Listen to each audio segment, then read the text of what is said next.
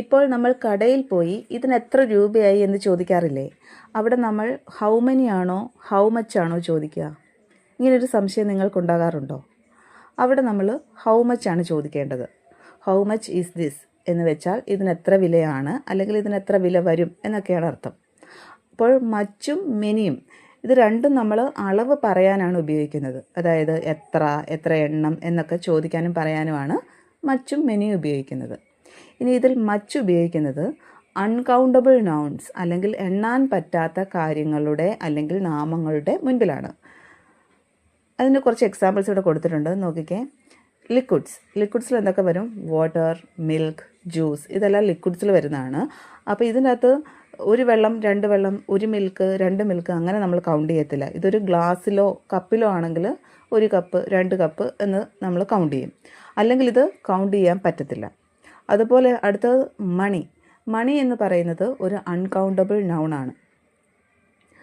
മണിയുടെ കാര്യത്തിൽ ഒരു പണം, രണ്ട് പണം എന്ന് നമ്മൾ എണ്ണത്തില്ല. പക്ഷേ കോയിൻസോ നോട്ടോ ആണെങ്കിൽ നമുക്ക് എണ്ണാൻ പറ്റും അല്ലേ? ഒരു കോയിൻ, രണ്ട് കോയിൻ അങ്ങനെ എണ്ണാം. നോട്ടുകളാണെങ്കിൽ ഒരു നോട്ട്, രണ്ട് നോട്ട്. ഇനി റുപ്പീസ് ആയിട്ടാണെങ്കിൽ എണ്ണാം. 10 റുപ്പീസ്, 20 റുപ്പീസ് അങ്ങനെ കൗണ്ട് ചെയ്യാം. അല്ലെങ്കിൽ പണം അല്ലെങ്കിൽ മണി എന്ന് പറഞ്ഞ സാധനം കൗണ്ട് ചെയ്യത്തില്ല. അപ്പോൾ മണി അൺകൗണ്ടബിൾ ആണ്.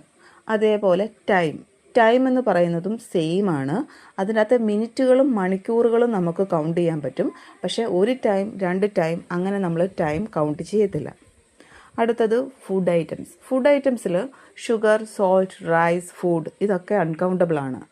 1 kg ഷുഗർ, 1 kg സോൾട്ട് എന്നൊക്കെയല്ലേ നമ്മൾ പറയുന്നത്. അല്ലെങ്കിൽ ഒരു ഷുഗർ, രണ്ട് ഷുഗർ അല്ലെങ്കിൽ രണ്ട് സോൾട്ട് അങ്ങനെ കൗണ്ട് ചെയ്യത്തില്ല. പിന്നെ ഇമ്പോർട്ടൻ്റ് ആയിട്ടുള്ള കുറച്ച് കാര്യങ്ങളാണ്. ഒന്ന്, സ്നേഹം, ലവ് കൗണ്ട് ചെയ്യാൻ പറ്റില്ല. പേഷ്യൻസ്, ക്ഷമ, നോളജ്, അറിവ്, ഇൻഫർമേഷൻ ഇതൊക്കെ അൺകൗണ്ടബിൾ ആണ്. Next one, traffic, work, homework, luggage, furniture.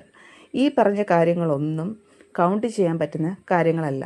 അപ്പോൾ ഇങ്ങനെ കൗണ്ട് ചെയ്യാൻ പറ്റാത്ത കാര്യങ്ങളുടെ ഫ്രണ്ടിലാണ് നമ്മൾ മച്ച് ചേർക്കുന്നത്. കുറച്ച് എക്സാമ്പിൾസ് നോക്കുമ്പോൾ നിങ്ങൾക്ക് കുറച്ചുകൂടെ ക്ലിയർ ആകും.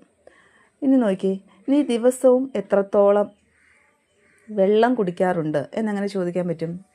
How much water do you drink every day? അപ്പോൾ വാട്ടറിൻ്റെ ഫ്രണ്ടിൽ എന്ത് വന്നു? മച്ച്. നെക്സ്റ്റ് വൺ നോക്ക്, നീ ഇതിനായി ഒരുപാട് പണം ചിലവഴിച്ചോ എന്നങ്ങനെ ചോദിക്കാം. Did you spend much money on this? Money, ആ മണിയുടെ ഫ്രണ്ടിൽ മച്ച്. അടുത്തത് നോക്കൂ, ഈ വീഡിയോ തീർക്കാൻ ഇനി എത്ര സമയം എടുക്കും?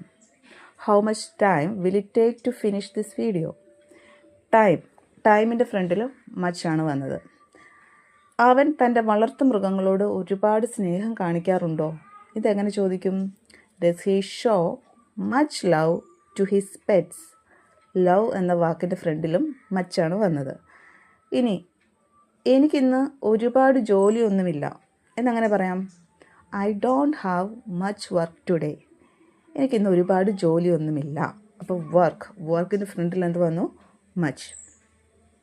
അപ്പോൾ ഈ ചോദ്യങ്ങളിലൊക്കെ എത്ര വെള്ളം, എത്ര അറിവ്, എത്ര സമയം എന്നൊക്കെയാണ് ചോദിക്കുന്നത്. ഇതൊന്നും നമുക്ക് വിരൽ വെച്ച് എണ്ണാൻ പറ്റാത്തത് കൊണ്ടാണ് നമ്മൾ ചോദ്യം തുടങ്ങുന്നത് ഹൗ മച്ച് എന്ന് വെച്ച് തുടങ്ങുന്നത്. ഇനി നമ്മൾ ആദ്യം ചോദിച്ച ക്വസ്റ്റ്യൻ്റെ ഉത്തരം, കടയിൽ പോയി ഹൗ മച്ച് ഈസ് ദിസ് എന്ന് ചോദിക്കുമ്പോൾ സത്യത്തിൽ how much money does this cost എന്നാണ് അർത്ഥം വരുന്നത്. അപ്പോൾ അവിടെ മണി എന്ന വാക്ക് ഒളിഞ്ഞു കിടപ്പുണ്ട്. അതുകൊണ്ട് ഹൗ മച്ച് ഈസ് ദിസ് എന്ന് വേണം ചോദിക്കാൻ. നമ്മൾ ചോദിക്കുന്നത് ആ സാധനത്തിൻ്റെ വില അല്ലെങ്കിൽ അതിൻ്റെ മൂല്യത്തെക്കുറിച്ചാണ്. എന്ന് പറയുമ്പോൾ എന്താണ്? കോസ്റ്റ്, പ്രൈസ്, വാല്യൂ ഇതൊക്കെ അൺകൗണ്ടബിൾ ആയിട്ടാണ് ഇംഗ്ലീഷിൽ കണക്കാക്കുന്നത്. അപ്പോൾ അതെങ്ങനെയേ ചോദിക്കാൻ പറ്റത്തുള്ളൂ? ഹൗ മച്ച് ഈസ് ദിസ് എന്നാണ് ചോദിക്കേണ്ടത്. ഇനി അടുത്തത് മെനി എന്ന് പറയുന്നത് കൗണ്ടബിൾ നൗൺസ് ആണ്. അപ്പോൾ തന്നെ അറിയാമല്ലോ, എണ്ണാൻ പറ്റുന്ന കാര്യങ്ങളെക്കുറിച്ച് സംസാരിക്കുമ്പോൾ നമ്മളവിടെ മെനി ഉപയോഗിക്കുന്നു. എക്സാമ്പിൾസ് നോക്കി, ആപ്പിൾസ്, ബുക്സ്, ഫ്രണ്ട്സ് ഇതൊക്കെ നമുക്ക് വിരൽ തൊട്ട് 1, 2, 3 എന്ന് എണ്ണാൻ പറ്റുന്ന കാര്യങ്ങളാണ്. എക്സാമ്പിൾസ് നോക്കി, നീ എത്ര ആപ്പിളുകൾ വാങ്ങി? How many apples did you buy? എനിക്കിവിടെ ഒരുപാട് കൂട്ടുകാരുണ്ട് എന്നങ്ങനെ പറയാം. I have many friends here. How many days are left for the exam? പരീക്ഷയ്ക്ക് ഇനി എത്ര ദിവസങ്ങൾ ബാക്കിയുണ്ട്? അപ്പോൾ ആപ്പിൾസ്, ഫ്രണ്ട്സ് അല്ലെങ്കിൽ ഡേയ്സ് ഇതൊക്കെ നമുക്ക് കൗണ്ട് ചെയ്യാൻ പറ്റുന്ന കാര്യങ്ങളാണ്. നമ്മുടെ വിരൽ തൊട്ട് 1, 2, 3 എന്ന് എണ്ണാൻ പറ്റുന്ന കാര്യങ്ങളാണ്. അവിടെ നമ്മൾ എന്ത് വേണം ഉപയോഗിക്കാൻ? മെനി. അപ്പോൾ എണ്ണാൻ പറ്റാത്ത കാര്യങ്ങളായ വെള്ളം, പണം, സമയം, സ്നേഹം, അറിവ് ഇവിടെയൊക്കെ മച്ച് ഉപയോഗിക്കാം.